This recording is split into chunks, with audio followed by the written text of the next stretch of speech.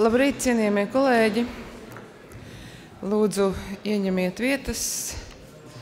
Ir pulkstens 9, jau 1 minūte pāri. Tātad mēs turpinām 17. oktobra Saeimas sēdi. Un vakardien mēs pārtraucām sēdi pie jautājuma Saeimas priekšsēdētāja vēlēšanas. Tātad šobrīd ir vakardien iesniegtais kandidāts. Politisko partiju apvienības Saskaņas centra frakcija ir izvirzījusi Saeimas priekšsēdētāja amata kandidātam deputātu Andreju Klemeņķevu. Savukārt Zatlē reformu partijas frakcijas 16 deputāti 11. Saeimas priekšsēdētāja amatam ir izvirzījuši Solvi Tāboltiņu. Kārtība tāda pat kā vakardien. Uz rezultātu paziņošanu jūs tiksiet aicināti atpakaļ ar zvanu.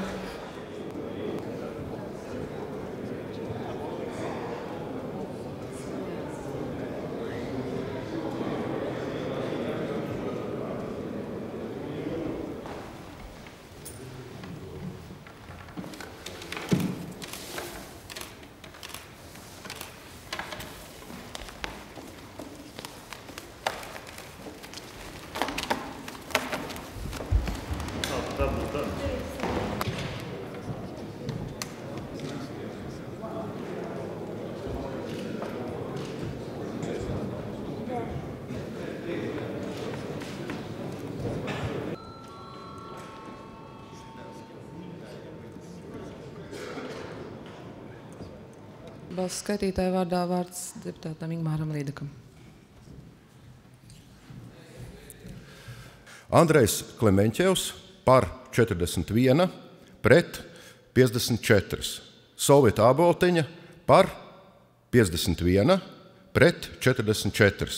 Saskaņā ar Saeimas kārtības ruļļa 26. pantu par Latvijas Republikas 11. Saeimas priekšsēdētāju ievēlēta Solvi Tāboltiņa. Apsveicam!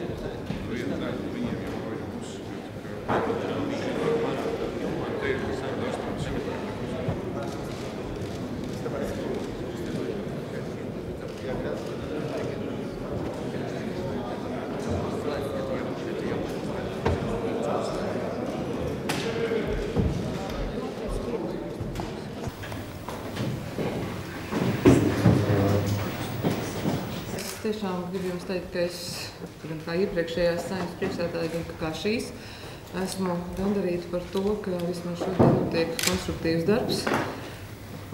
Un tas, ko no mums sagaida sabiedrība, tātad, kad mēs beidzot beigsim strīdēties un sāksim strādāt un vēlties vakardien uzrunājot jaunievēlēto Saimu, atgādināju Čakstas vārdus, ka katrs, kas ir ievēlēts, viņam ir jāstrādā kopā vienotam mērķim, un tas mērķis ir Latvija. Un šim mērķim ir jāstrādā gan pozīcijā ievēlētajiem deputātiem, gan opozīcijā ievēlētajiem deputātiem.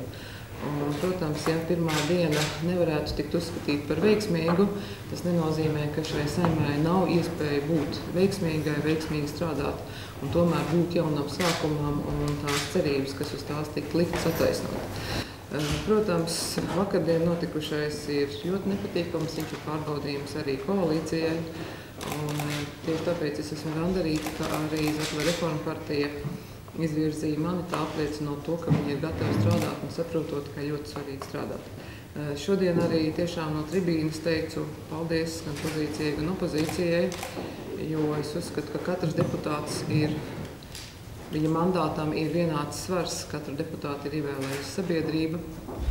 Un katram deputātam ir jāapzinās tas, ka viņš var pierādīt to, ka tieši viņš savu vēlētāju intereses apmierina visvairāk.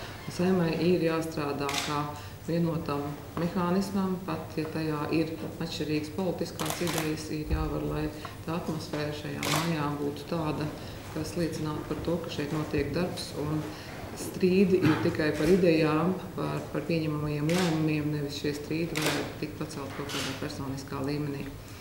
Tas, kas attiecās, ko es redzu, kā izdarāmos darbus, protams, šīs Saeimas izdarāmos darbus vakardien no tribīnes pirmais pateica valsts prezidents, un es viņām pilnīgi piekrītu, ka iespējami ātrāk, es ceru, šodien izskatās, ka mēs ievēlēsim prezidiju.